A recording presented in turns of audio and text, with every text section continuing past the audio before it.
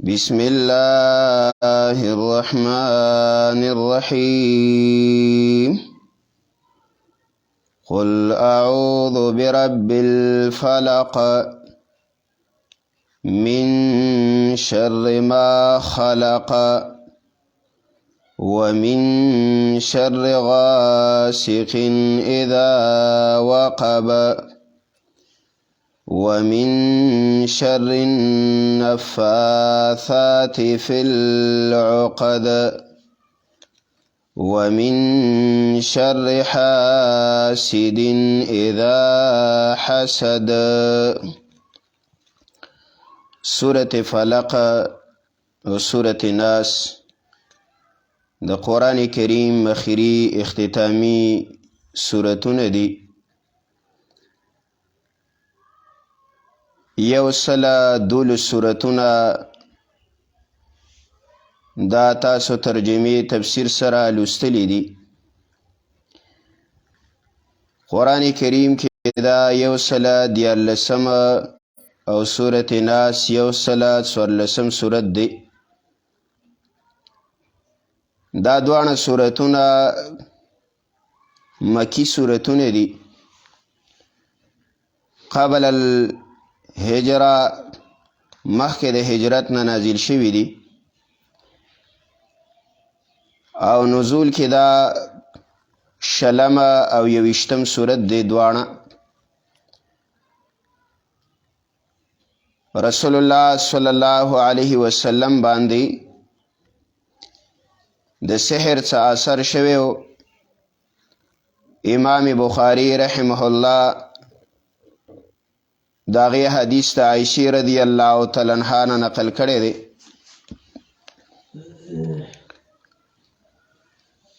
چې د الله پیغمبر باندې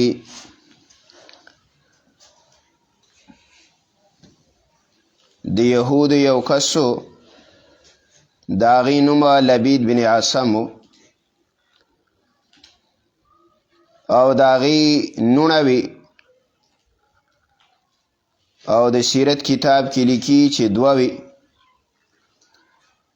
د الله د نبی او غلامو او د الله د پیغمبره خدمت به کولو. داغنه په چل او دوکه باندې د رسول الله صلی الله علیه وسلم ګمنځ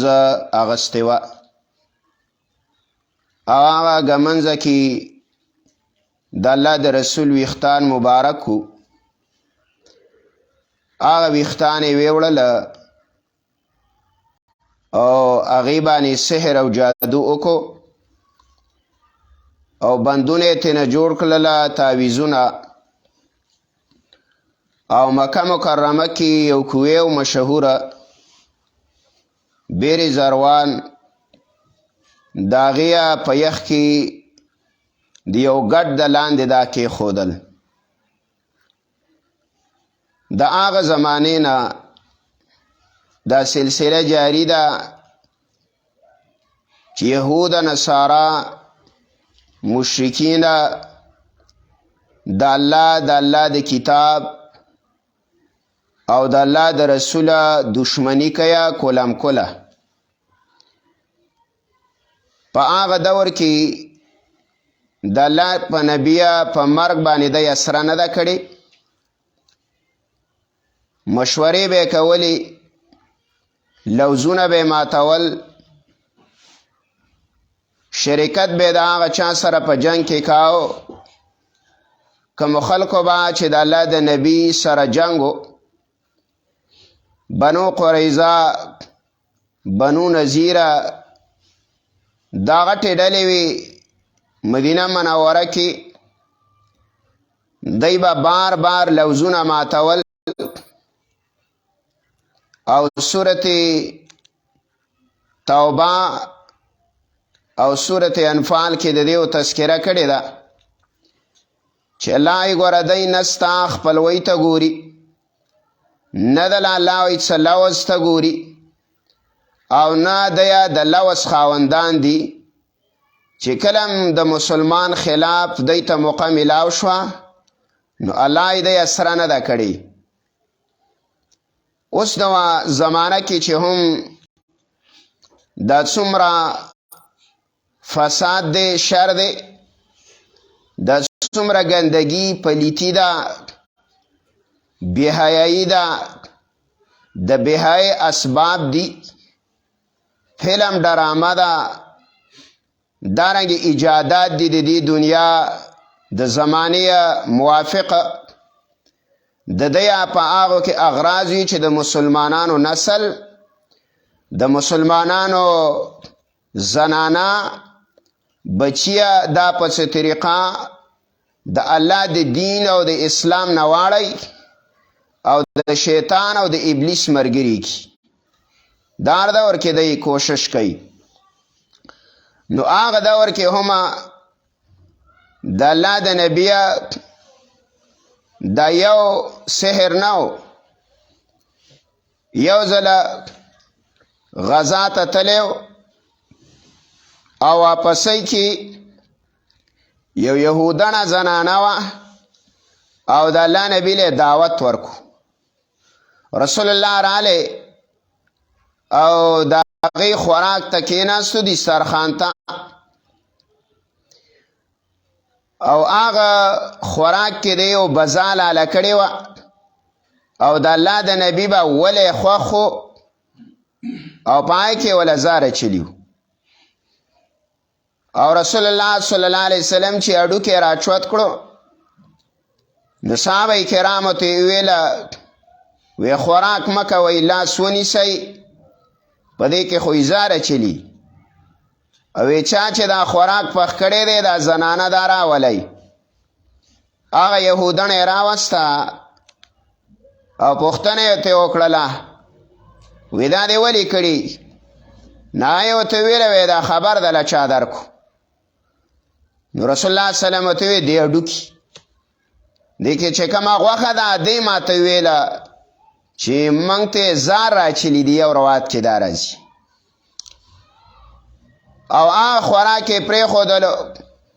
هغه زنانه ویله وی ما ویله کو ته د الله رسول یې نو دا راته نقصان نشي رسولی، او کو د الله رسول نه نو هېڅ به نه موږ خلاص شو، ځکه مسلې دي وی اختلاف دی جوړ کړی. نو ګوره د الله د نبي دپاره مختلفې بانې جوړې کړې وي. یو ځل د الله نبی راوستلو او د کوټې سر ته ګټه خېجولې وه او په بلۍ باندې د بره ایښې وه په بازو، او سړی ورته شاته کېنولی و. ویل د الله رسول راولی او دې کوڅه کې په انتظار کوئ چې مشران راټولیږي، ته دلته لږه انتظار وکړه، ګټه به پې د بره راواچوئ، مړ به یې کوئ، موږ به خاندان او ملګرو ته ووایو چې یاره ګټه وه ناڅاپه راولېدله، موږ خو ته خبر نیو. د الله نبی را روان شو او جبریل علیه السلام رالی وی مزه دا خو یې د قتل منصوبه جوړه کړې ده. نو دا مختلفې ارادې کېدونه چلونه دا دی د الله نبي ته هم کړي، صحابه کرامو ته هم کړي. دا د نن سبا زمانې یهود او نصارا دا د حق خلکو اولاد دی، دا د حق فرعوني بچي دي، دا حق د ابو جهل او د ابو لهب اولاد دی. د هغې انوسي او کړوسي دي، څنګه چې هغې کلم کله د دین خلاف کاو اوس دی هم د دین خلاف کوي. نو هغه سحر او جادو چې کله وشلو د الله نبی بیمارو، بیماری څنګه وه نو دام به یاد ساتي چې د الله د نبی په زړه او په عقل باندې اثر نه دی شوی. د الله د نبی زړه او د الله د نبی عقل د دې ضمانت الله کړی، ځکه انبیا علیه الصلاة والسلام پاک خلق دی. مولا لقاری رحم الله وی الانبیاء معصومون من الصغائر والکبائر قبل النبوة وبعد النبوة. انبیاء پاک خلق دی، د وړو ګناهونو او د غټو ګناهونو نه پاک دي، هم د نبوت نه مخکې او هم د نبوت نه وروسته. نسیان د الله په نبی باندې غالب شوی و. عائشہ رضی الله تعالی عنها وی غسل به کړیو وې ما نه دی کړی، او دس به کړیو وې ما نه دی کړی، خوراک به کړیو وې ما نه دی کړی، د نسیان غالبه شوی، هیره نه پرې راتلله، هیره په عقل په زړه باندې اثر نه و، ځکه چې بیا خو وحی غیر محفوظ کیږي، او وحی خو محفوظه ده. الله وی انا نحن نزلنا الذکر و انا له لحافظون. الله قرآن منګه را لېږلی او د قرآن حفاظت الله وی منګه کو، د دې وحی حفاظت الله ذمواري اخیستې. نو رسول الله صلی الله علیه وسلم ودو حدیث کې راځي دوه ملائک رال، یو سر ته کېناسته یو پښو ته، دې پښو والا د دې سر والا خوا ته چې ناسته وه دې نه پوښتنه وکړه وی دې باندې څه چل دی؟ آیا دې باندې جادو شوی؟ وی چا کلی دی؟ وی لبید بن عاصم یهودي کړی. په څه کې دی؟ وی دا د ګمنځې غاښونه یا ویښتان پاوې کې شوي. وی چرته دی؟ وی بیرې زروا کوې دی او د هغې د لاندې د ګډ د لاندې دا تعویزونه او دا بندونه ایښي دي، د هغې د وجې نه دا اثر دی. رسول الله صلی الله علیه وسلم چې را پاڅېدلو، عایشې رضی الله تعالی عنها ته وفرمایل ویل الله ما ته د مرض علاج وکوس. وی څنګه؟ بس دا خوب یې ورته بیان کو. او د انبیا علیه صلات وسلام خوب دا وحی، د دې د وجې نه رسول الله صلی الله علیه وسلم او د انبیاو خوب دا اودس نه ماتوي، دا اتفاقي مسله ده. ځکه د الله د نبی حدیث دی چې زمونږ سترګې پټي خو زمونږ زړه دا بیداري. نو د انبیاو دا خوبونه دا وحی ده. ابراهیم علیه السلام خوب ولیده، وی الله را ته حکم کیا چې دا بچی دی حلال کا اسماعیل. نو خوب په شریعت کې څه دلیل نه دی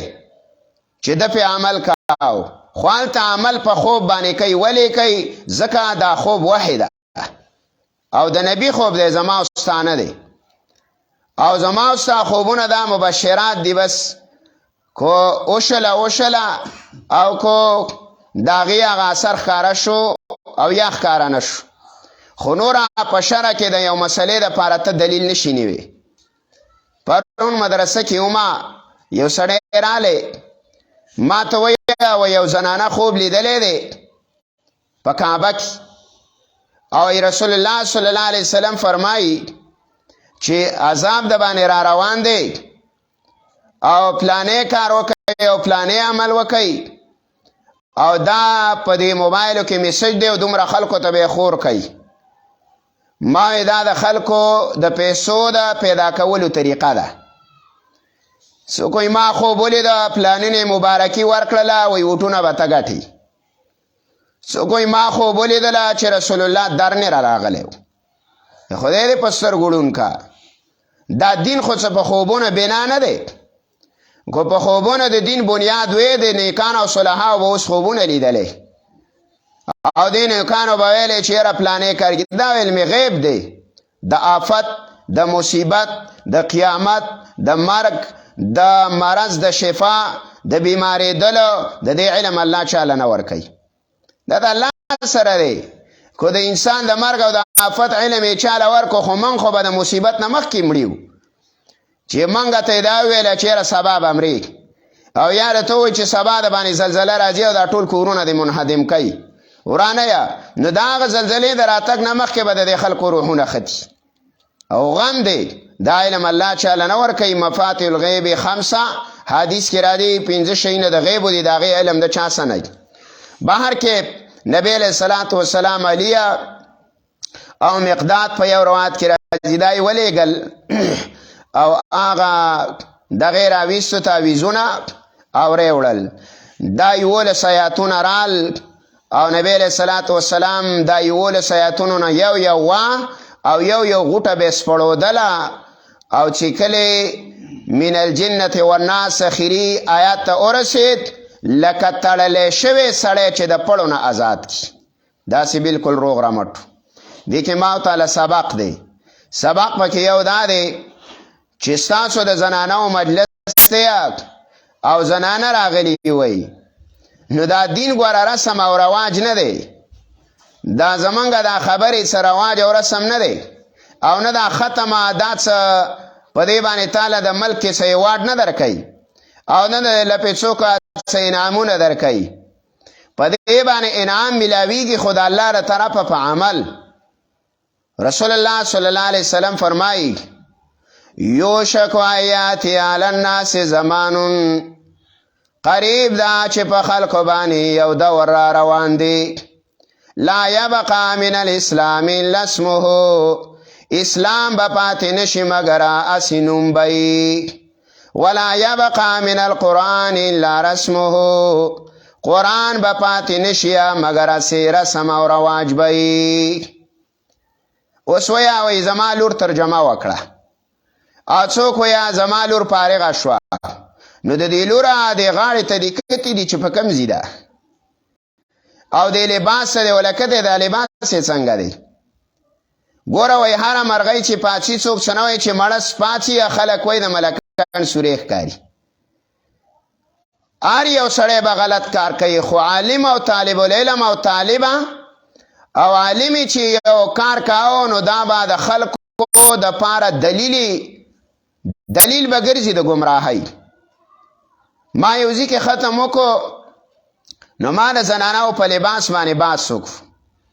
چې رسول الله صلی الله علیه وسلم فرمایي، مسلم کې حدیث دی، د الله نبی ویا درې قسمه خلک دی ما نه دي لیدلي، او بل روایت کې راځي صنفانې دوه قسمه خلک دی ما نه دی لیدلي خدا خلک به د جنت بیم وینینی. یو هغه زنانه دی د الله نبی ویا کاسیات عاریات مائلات ممیلات، هغه زنانه چې هغوی به ظاهر کې جامه اغوستې وي او دا به د الله په نیز باندې بربنډوي، باریکې جامې به د الله نبی ویا د دې ویښتان به په سر باندې داسې را جمعی او داسې به را ټول کړي لکه د اوښه ګوپ، د اوښ ګوف چې څنګه بوڅه برغولی دی داسې به د دې زنانو دا سرونه د ویښتانو به دا بوڅه برغولي وي. د الله نبی ویا خبر شیا چې داسې زنانه به د جنت بیم وینینی. جنت ته داخلېدل خو څه کې بیب هم د الله نبی وی د جنت وینینی. او دویم قسم خلک د الله نبی ویا هغه دی چې د هغې سره به د غواګانو د لکو په شان چوکې او کوړې ورسره او دا به خلک بې جرم او ظلمن وی. نو دې خلکو له ما زیری ورکه د دې خبرې چې دی به د جنت بی وینیني، چې ظلم کوي او خلک مسلمانانو باندې ستم کوي. نو ما ویله چې ګوره دا لباس د شریعت مطابق پکار دی، چې عالم یو طالب یا او دا غي لباس هم د سنتو خلاف دی، نو دا دین څه لکو او دا قرآن به څه لوایو. دا تاسو چې یو سل 12 سورتونه وویله او دا اوس ختموي او یو سل 14 پوره کوي، نو په دې کې مستقل د زنانو یو حکم دام راغلی. الله ویا وقرن فی بیوتکن ولا تبرجنا تبرج الجاهلیة الاولی، اے زنانو تاسو کورونو کې کینئ الله وی او موزیا پشانتا د وتلو د زمانه د جاهلیت بهر مګرځه. او به دویم حکم وی ولا یبدین زینتهن الا لبولتهن، نبخکاره کوي الله ویا د یا ډول او ښایست لره مګر صرف خپلو خاوندانو ته. اوس خاوند ته ډول ښکاره کوي کمه چې د کار جوړه ده نو هغه ختم له پرته ده، چې کله ختم ونه وی دا د کار جوړه به اغوندو، او کله چې مړی نو دا د کار جوړه به اغوندو، دا د 3000 جوړه، او چې کله د خاوند په کور کې اوسېدله نو د کباړ مګه به یا ته خرګونه به شلیدلي، نو مردار علاله به ګرځي. او چې کله چرته تلله نو به ځوانه ډلې ډلې به رواني. زما خپله باندې رای مې دا ده چې زنانو ته قریب ځای کوم ځای کې مدرسه میلاویږي سبق دی هلته وایي، قریب ځای د زنانا دا برقع دام ستر دی. رسول الله فرمای صلی الله علیه وسلم چې کله زنانا بهر ته راوځي استشرفها شیطان نو دا د خلکو ته شیطان ښکاره کی خیسته کی وتا او دا شیطان د خلکو زړونو کې اچي انظروا الیها انظروا الیها وګورئ خلکو دې ښځې ته وګورئ وګورئ خلکو دې ښځې ته وګورئ. دې وجه نه خو د مانځه نه منع کړه جمعات ته به نه راځي عایشې به یا فتوا ولګوله کو رسول الله ژوندی وي نو دا زنانه به نه وی راغلي دا زنانه به نه وی راغلی جمعات ته به نه وي کو دا حال یې لیدلی وي. و زمونږ حال دا دی زه خبره اوږده نه کوم خو خاص سوال هغه زنانو ته کوم چې د الله د غضب او قهر نه ویرېږئ چې به دې کور کې کښېنه او د دې پردو نارینهو سره خبرې اترې او د دې پردو د نارینهو سره ناسته پاسته والله دا حرامه ده. د زنانه دا اواز عورت دی دا ستر دی دا منع ده. د دې د وجې نه په زنانه باندې امامت نشته په زنانه خطبه نشته په زنانه اذان نشته په زنانه باندې اقامت نشته. دا ولی دا اواز یې ستر دی کنه. نور احکاماتو کې زمونږ څه یو دي مونځ من کو زنانه هم کوي حج من کو زنانه هم کوي دارنګې یا روژه موږ نیسو زنانه هم نیسي دا نور عبادتونه زنانه هم کوي موږ خو دا بعضې عباداتو کې دا زمونږ نه مستثنا دي الله جدا کړي. ولی دا شر دی که نه فتنه ده و چې زنانه منبر ته وخېدې نو خلک به زنانه ته ګوري که نه دا به مسلې اوري نو فتنه ته نه خورېږي نو منع وکړه امامت به نه کې اقامت به نه کې. نو چې دا کارونه دینی د باندې منع کړي دي نو دنیاوي بازار ته تک د باندې جایز دی او په طور د ضرورت تک شته په طور د ضرورت ذمهداره شته په طور د ضرورت باندې دا د چا که تک شته فاطمه لاړه ماخوستن د رسول الله له مخې له ورغلله او د الله نبی ورته ویا یا بنیا این تذهب ای بچوړې چېرته روانې او ته وایي بابا جانه د دې ګاونډیه پرون مړی شوی دی هغې ته تعزیت کومه تعزیت له لاړه نو څه وخت لاړه ماښام مړی پرون شوی کېښودی دی اوس خو په پکول کې ولا او په پړګۍ کې ولا د ګلاب ګل کیدي او د کلي ښځې ورته راټولئ. دا لکه دا مسله د یاده کړې ده چې مړي ته کتل د زنانو حرام دي. عبدالله بن ام مکتوم رالی او د رسول الله سره ام سلمه ناسته وه او یو بیبي بله ناسته وه ړوند صحابي دی هغه اواز وکړو اواز یې وکړه السلام علیک یا رسول الله ادخلو ای د الله پیغمبره سلام دی وی زه داخل شمه کور ته درشم د الله نبی ام سلمې ته وویله او بلې بیبي ته یې وویله ویل احتجبا پرده وکیا پردې ته شئ. عبدالله بن ام مکتوم رالی دې دواړو وویل یا رسول الله وی دا خوړون دی موږ نینیه د الله نبی ورته وی تاسو خوړن دی نیوئ نو ګوره چې هغه تا نیني ته د خوینې نو کوم مړی تا نیني نو ته خوینې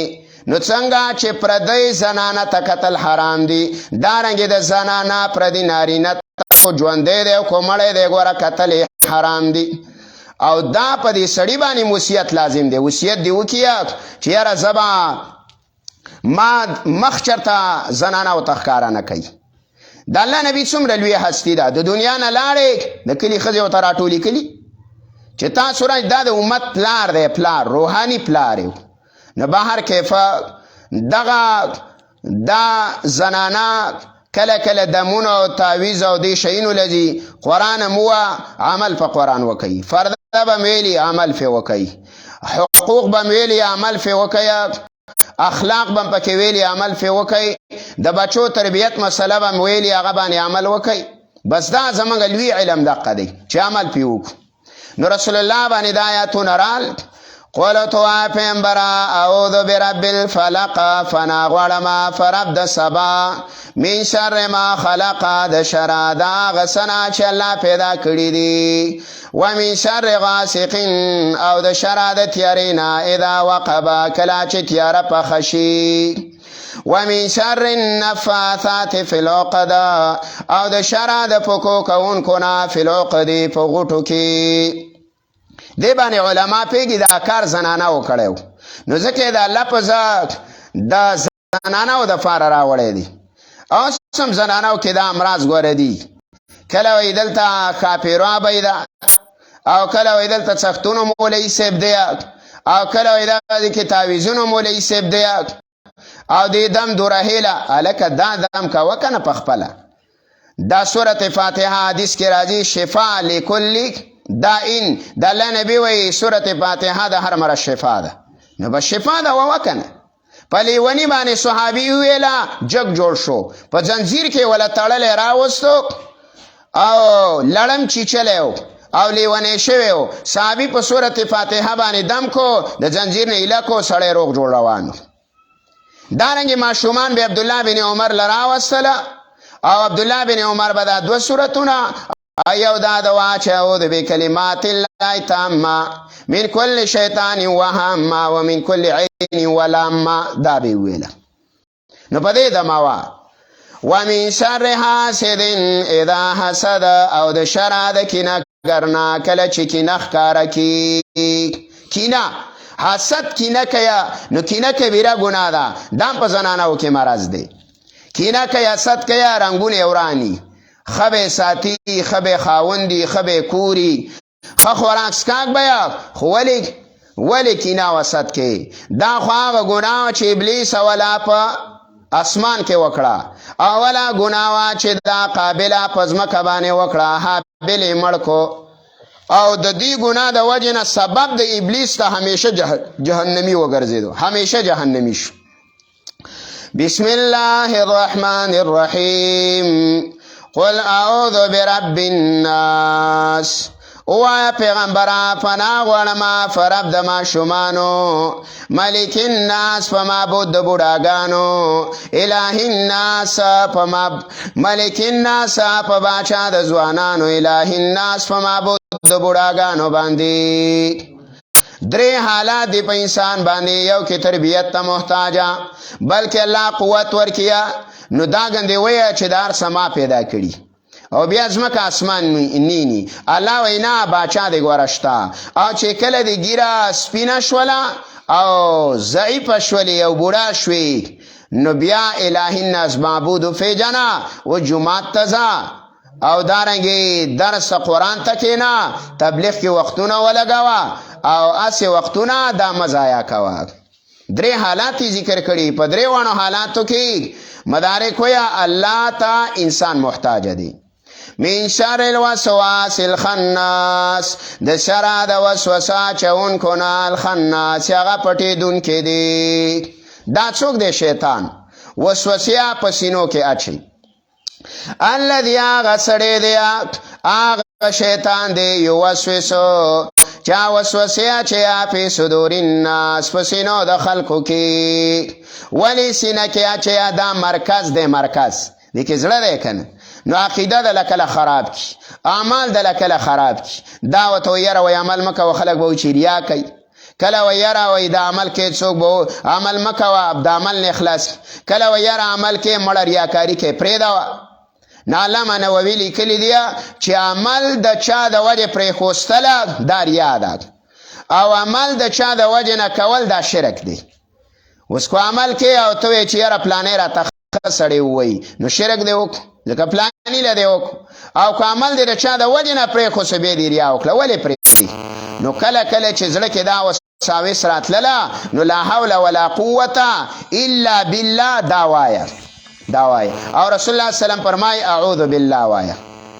نو بهر کیفه وسوسونه ځان ساته وسوسه شیطان ډېرې اچي مؤمن ته او دا مسلمانانو ته ډېرې اچي کافر باندې څه کوي دا بعد خلک ویره کافره وایي دا په ملک نغلا شته نه پکې خیانت شته نه پکې بل یو داسې کارونه شته چې هغه خلک عیب ګڼي مسلمانانو کې ویل هلکه د مسلمان سره خو یې درې شیونه لګول دي یو یې څه دی خواهش دی یو یې نفس دی یو شیطان دی او درې قسمه خلک الله پیدا کړي یو ملائک یو زناور او یو انسانان امام رازی رحم الله وایي ملائکو له عقل ورکړی دی خواهشات یې نه دي ورکړي او زناورو له خواهش ورکړی عقل یې نه دی ورکړی او انسان له خواهش هم ورکړی او عقل هم ورکړی نو امام رازی رحم الله وایي چې کله د انسان عقل په خواهش باندې غالبه شو نو دا مراتب د ملائکو ته رسي د ملائکو مراتب ته ور خواهش یې پرېښودله او عقل استعمال کو معبود یې خپل وپېژاند د هغې احکامات یې وپېژاندل او چې کله د انسان خواهش په عقل غالبه شو خواهش یې راپورته کړله او عقل یې غزار معبود یې حکم یې ونه پېژانده وایي دا د زناور نه بدتر دی نو بیا زناور شي نو دا وسوسې شیطان اچوي ته فکر وکړه دا هر څه تاله پیدا دي انبیا یې موږ له راولېږل ملائکې زمونږ په کار لګولي نمر یې زمونږ له مسخر کړی سپومۍ موږ له ستوري موږ له اسمان یې موږ له پیدا کړی ځمکه یې موږ له پیدا کړی جنت یې موږ له پیدا کړی خوراک څښاک الله موږ له راکوي باران موږ له راوروي نو عبادت ولې کې د غیر الله دې د وجې نه حدیث کې راځي رسول الله صلی الله علیه وسلم فرمایي الدنیا خلقت لکم وانتم خلقتم للآخرة ای دنیای مومنانو تاسو له پیدا کړې ده او تاسو یې آخرت له پیدا کړي وئ نو دنیا خو زمونږ ده او آخرت له کار وکړه دا څوک دي دا وسوسې چې اچوي الله وایي دا تخیم دوه جماعتونه دي یو ډله لای من الجنتې د پیریانو نه ده والناس الله وایي دویمه ډله د انسانانو نه ده نو انسی شیطان او جنی شیطان خدا وسوسې اچوي حدیث کې راځي اعوذ بالله ووا دارنګه او